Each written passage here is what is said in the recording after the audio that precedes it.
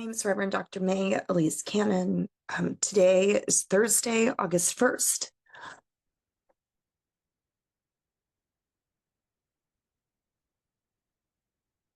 Today is day 300. I gave a very robust weekly summary today, including everything that's happened this past week. And if I'm really honest, I'm really tired. And so many people are working so hard, and every day it seems like we're further and further away from peace. 300 days. So what's happened over the last week, Netanyahu returned back to Israel. After being in the US, he met with our president, with Vice President Harris.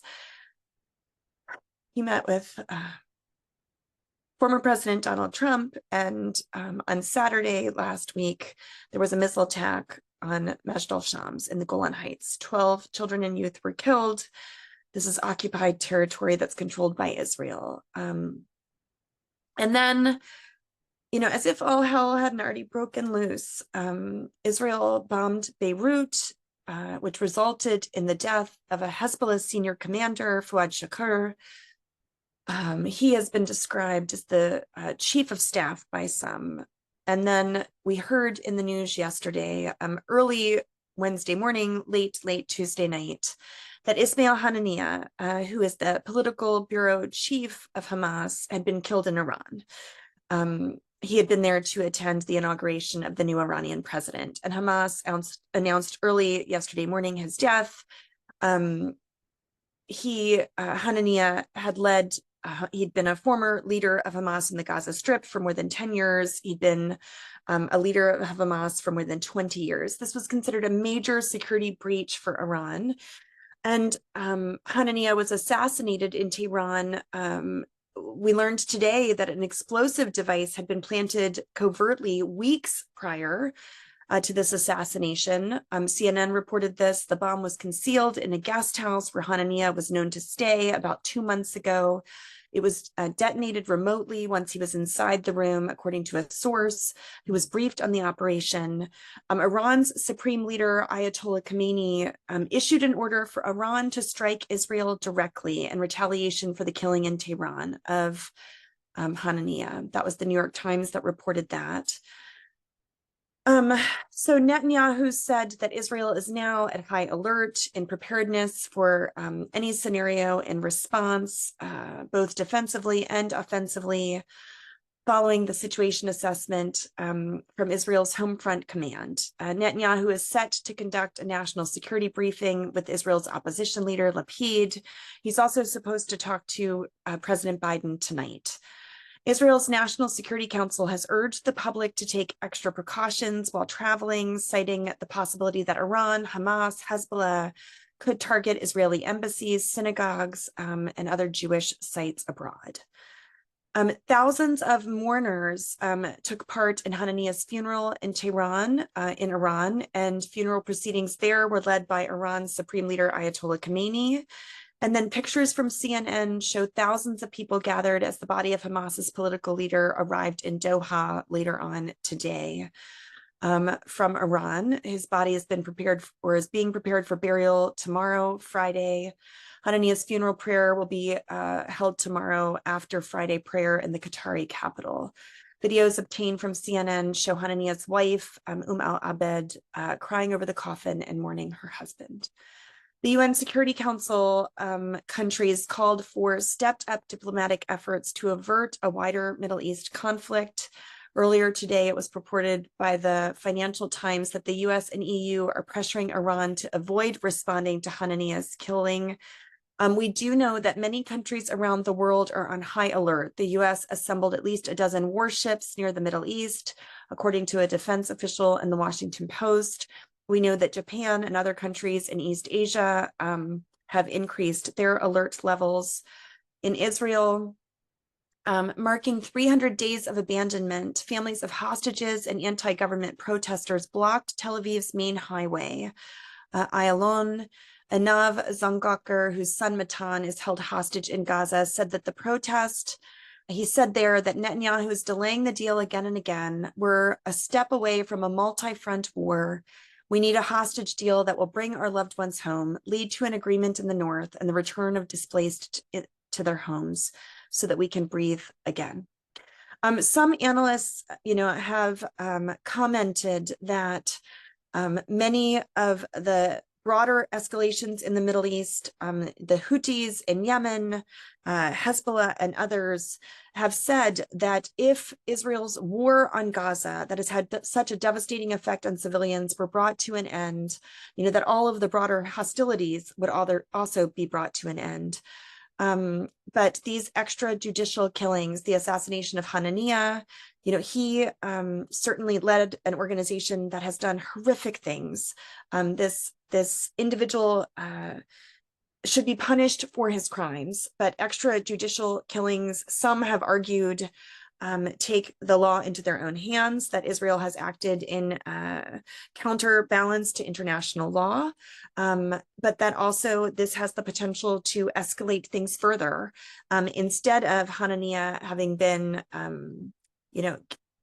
captured or imprisoned, tried for his crimes, where his crimes could be adjudicated in an international court. Gaza today, 15 Palestinians were killed by Israeli airstrikes on a school being used for a shelter. Dozens more were injured. 3 missiles struck the Dalal al-Mughrabi school. Hundreds of displaced people were taking refuge there. Someone there said that the school was targeted, that housed large numbers of civilians. Videos obtained by CNN showed the arrivals of casualties at the Ali hospital, that's an Anglican hospital, showing donkey carts rushing through the courtyard to evacuate the dead and wounded. In a separate attack, 2 children were reported killed in an Israeli airstrike in Nusrat. In central Gaza, the bodies of 2 children were taken to the local Al-Da hospital. Footage obtained by CNN showed Palestinians carrying shell-shocked children with their screams filling the corridors of the medical facility. There was also conversation in the news today about the question of whether or not the Hamas leader Mohammed Diaf had been killed. The IDF, the Israeli Defense Forces, said he was killed in July. They came out today saying that he was proven dead. Hamas, their political bureau, insisted that only their military arm could confirm or deny whether or not he had died in that attack in South Gaza in July. Izzat al-Rishq posted on Telegram, he said that confirming or denying the martyrdom of any of the Qassam leaders is the responsibility of the Qassam Brigade's leadership and the movement leadership. Unless they announce it, no news published in the media or by any other parties can be confirmed. It came after the Israeli military said that their fighter jets had killed the military chief in July, who's understood to be one of the masterminds behind the October 7th attacks. Diaf is the head of Hamas's military wing. The Israeli army during the attack killed at least 90 Palestinians and injured 300 people in al-Mawasi, according to health officials in Gaza, leaving a trail of mass carnage in its wake. Also today in Gaza, this was about 10 hours ago, CNN reported that 8 Palestinians were killed in an Israeli airstrike while waiting for aid in Gaza, according to witnesses. As these 8 people were lining up for aid at a Gaza refugee camp, an Israeli airstrike this morning, according to Palestinian witnesses, 2 children and their mother were injured in the attack. The dead and injured were brought to the Al-Aqsa Martyrs Hospital, according to the footage. The video showed generations of Palestinian men flocking outside the hospital in Deir al-Balah. Pools of blood streaked the floor of the medical facility, and mourners cowered over shrouded bodies, delicately kissing the deceased and wailing in disbelief. My family went out to get some goods to survive and were killed in cold blood, said Nidal Abdu, a resident of Al-Maghazi. We don't understand what is happening. This is too much for us to bear. The bloodbath doesn't stop. That is from CNN. Within the last 2 hours, it's about 7 p.m. or so Eastern Standard Time on Thursday evening, August 1st, here in Washington, D.C., a barrage of about a dozen rockets were fired into southern Israel, while dozens of rockets have been fired from Lebanon towards Israeli territory. The IDF said that today the military estimated only 5 crossed into Israel. Earlier, sirens sounded across various communities in Western Galilee 2 days after 2 days without launches detected from Lebanon. There are no reports of damages or injuries. The Hezbollah leader Hassan Nasrallah said in a speech today that the group would resume confrontations on the border and they should not be mistaken as the promised response to the killing of Hezbollah's most senior military chief, Fouad Shukr, that happened on Tuesday. The State Department had a security consultative meeting today to talk about all that's been happening in the Middle East. And US News has also been talking about who Vice President Harris would choose as a running mate if she's confirmed as the Democratic candidate for president. As those conversations have continued, one of the potential candidates has been the Pennsylvania governor, Shapiro. Jewish Insider and other outlets have been addressing the question about Shapiro's views towards Israel. There's been a campaign that started that's been identifying Shapiro, the Pennsylvania governor, as Genocide Josh. Activists who are critical of Israeli policies have been organizing against Shapiro because of his policies in response to the Israel-Hamas war, student protests on campus, and boycott, divestment, and sanctions. And some have asserted that this campaign against him borders on anti-Semitism and has specifically targeted him because of his Jewish identity. Members of Congress have responded and said, we should view Josh Shapiro's genuine faith with respect. He should be judged with the same standard as all other VP candidates on his position of U.S., Israel, and protesters. That was Representative Ro Khanna, Democrat from California, who tweeted yesterday. Representative Jake Auchincloss from Massachusetts, who's Jewish, reposted Khanna's comments and agreed Josh Shapiro criticizes Netanyahu and opposes BDS, like most Dems. Interrogating his position differently because he's the governor and is Jewish is unacceptable. May we continue in our efforts of working towards a comprehensive and permanent ceasefire in Gaza. It is needed now more than ever before.